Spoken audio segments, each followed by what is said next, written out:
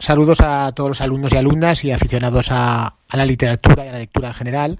Vamos a comenzar analizando la obra de Lazarillo de Tormes, que en el caso de los alumnos os servirá como base para poder llevar a cabo el trabajo sobre la obra anónima del siglo XVII que deberéis preparar en parejas, bueno, según se ha dicho en clase. De Lazarillo podríamos analizar muchos aspectos, pero vamos a centrarnos en una serie de temas básicos para que os pueda ayudar a analizar el tratado que os haya caído en suerte en vuestro trabajo. Iniciaremos el análisis diciendo que se trata de una autobiografía ficticia, escrita por Lázaro de Tormes de manera retrospectiva cuando Lázaro ya es adulto. Siendo ya adulto, comienza a escribir en primera persona desde su infancia. Lázaro proviene de una familia miserable, vive en unas condiciones de vida ínfimas y va a servir a varios amos con los que pasará penurias y con quienes aprenderá, sobre todo a salir adelante, valiéndose por sí mismo, para que progresivamente vaya mejorando su posición económica. Y analizaremos este aspecto porque tiene una gran relevancia. Relacionado también con la idea de honra y el concepto personal que Lázaro posee sobre dicho aspecto, sobre la honra.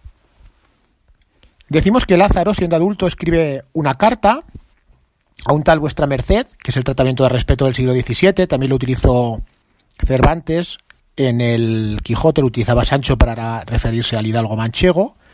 Escribe a un tal Vuestra Merced porque esta persona, según nos dice el prólogo de la obra, le ha pedido noticias sobre un posible caso de infidelidad de la mujer de Lázaro con el arcipreste de San Salvador, para quien Lázaro trabaja ya en el presente. Esto lo veremos al final de la obra, pero comenzamos analizando este aspecto porque si no, no entendemos el envoltorio. Es decir, ni tan siquiera llegamos a saber por qué Lázaro, siendo un analfabeto, siendo un niño ínfimo y miserable socialmente, cómo es capaz de escribir. Saldría un poco del concepto de verosimilitud. Esa carta es el libro que nosotros leemos en forma de novela, narrada, como hemos dicho, en primera persona. Es decir, es una autobiografía escrita en primera persona. No es real, puesto que no se trata de un texto histórico, sino que es ficticia, ya que se trata de una carta literaria. En esta carta da cuenta de su desgraciada vida desde su más tierna infancia hasta el momento presente actual, donde ya es adulto. El personaje de Lázaro es un antihéroe, no tiene nada que ver con los héroes míticos, casi seres que no eran de carne y hueso, que abundaban por las novelas de carácter idealista del siglo XVI y XVII, entre las que cabe destacar, ante todo, la novela de caballerías, la novela morisca, incluso la novela bizantina, que tan de moda se pusieron durante el siglo XVI y que tanto cautivaron, por otra parte, a Cervantes. En este sentido, y en la idea de héroe, hay que ver una parodia de los elementos compositivos propios de la novela de caballerías, de carácter épico. Al igual que los héroes de las novelas de caballerías, Lázaro nace en un río, en el río Tormes. Pero claro, no viene dentro de ese arcón mágico, maravilloso y lujoso en el que nacería, por ejemplo, Amadís. No lleva, por supuesto, una vida nada cómoda y sobre todo vive en un mundo que es el mundo real, no es ese mundo mítico, alejado del tiempo, en lugares fantásticos donde los caballeros viven enamorados de sus princesas y no se preocupan más que de sus cuitas de amor. En este caso no estamos hablando de eso. La realidad se palpa desde el primer momento y en Lázaro vemos a un niño huérfano, pobre, de la España del siglo XVII, que podría perfectamente haber encarnado a cualquier niño, insisto, de esta España, sin necesidad de que la novela nos pareciese inverosímil o fantástica. Es una novela de carácter realista no histórica, puesto que hay muchos elementos de carácter folclórico reelaborados de manera literaria, pero sí completamente vinculada a la realidad. En este sentido ya se está diferenciando de la otra tendencia narrativa del siglo XVI, que era la tendencia de carácter idealista. Bueno, Lázaro es un pícaro, es decir, es un niño inocente, poco experimentado, que tiene que perder la inocencia, la perderá en el tratado 1 con el ciego, con todos esos golpes que va recibiendo, tiene que perder esa inocencia para poder valerse por sí mismo e ir luchando y sobreviviendo a un mundo hostil en el que le va a resultar muy complicado poder salir adelante y además sobrevivir. Recordad que los 3 primeros tratados tienen como tema motor el hambre. Es lo que le mueve a Lázaro y es aquello que le condiciona a la hora de poder desenvolverse por sí mismo o elegir uno u otro amo. El primer amo, el clérigo, en este caso el ciego, lo mata de hambre, pero además le hace abrir los ojos, ¿no? Le sirve como de enseñanza. Con él pierde su inocencia. Lázaro tiene que ser avispado, un pícaro, es decir, inteligente, para afrontar todos los golpes que va recibiendo a lo largo de su vida.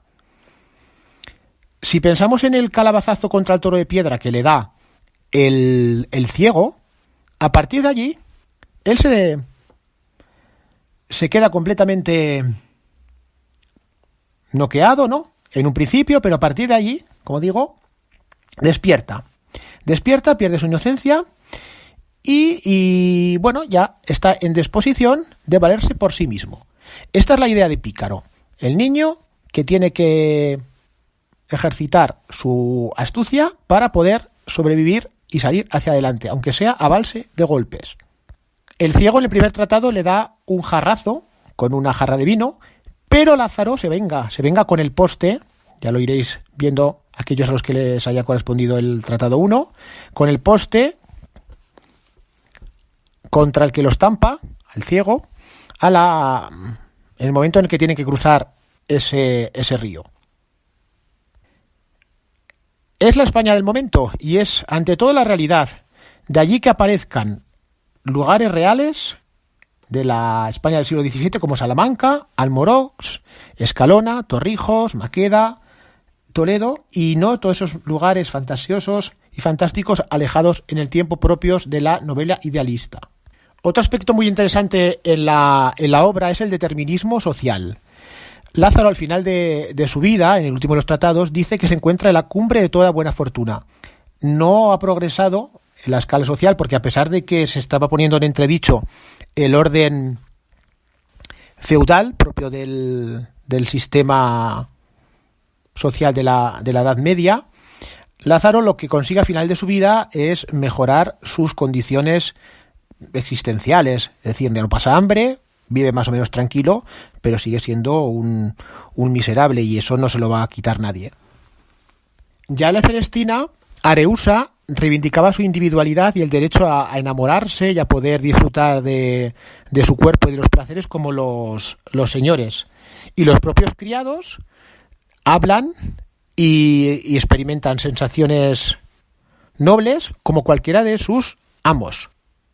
Como digo, debilitamiento del orden feudal, del sistema feudal.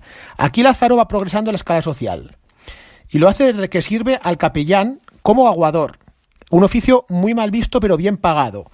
Según nos dice él, le sirve para comprarse su primer traje decente o jubón y se compra el mismo traje que el principal personaje de la obra, el principal personaje que se preocupa por la apariencia, el escudero del tratado 3. El propio Lázaro, en este tratado, en el tratado número 6, en el que sirve como capellán, reconoce que fue este amo el que le permitió subir su primer escalón en la escala social. Termina afirmando, ya siendo adulto, que está en la cumbre de toda buena fortuna, porque vive bien al servicio del arcipreste de San Salvador.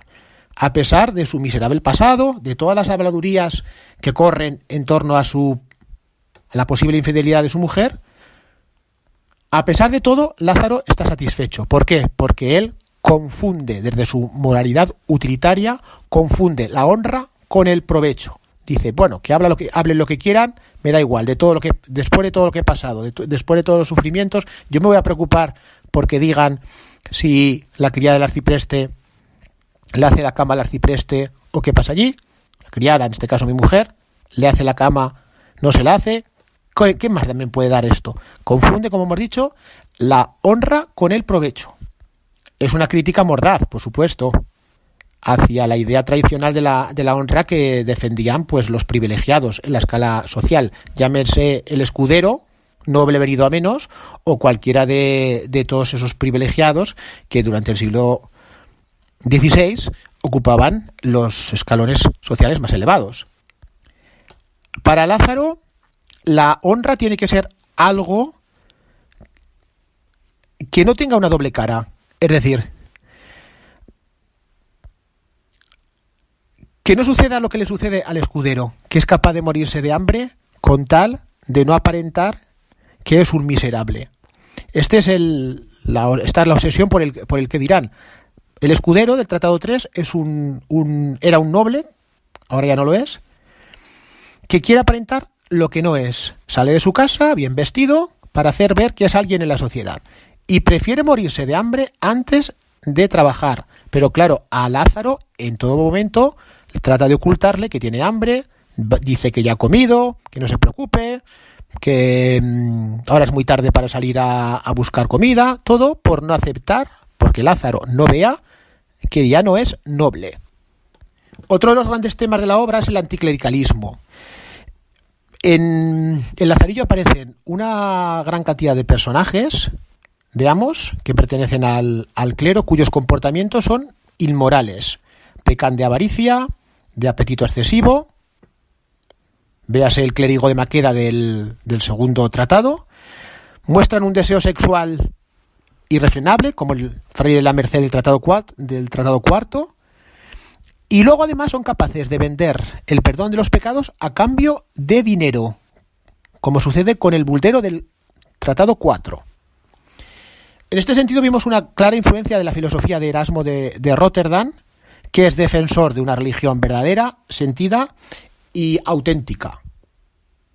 Recordad que la Contrarreforma forma parte del movimiento protestante que en torno a los años 20 del siglo XVI ya adquirió una gran fuerza en toda Europa y fue una gran preocupación para los grandes monarcas europeos, entre los que se encontraba Carlos V, al igual que lo que sucedía con el imperio turco.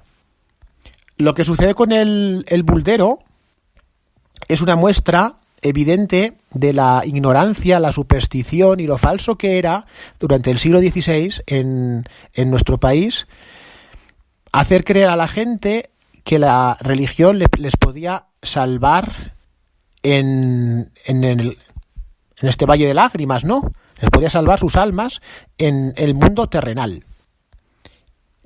Y de lo cómodo que resultaba actuar de manera falsa en nombre de la Iglesia.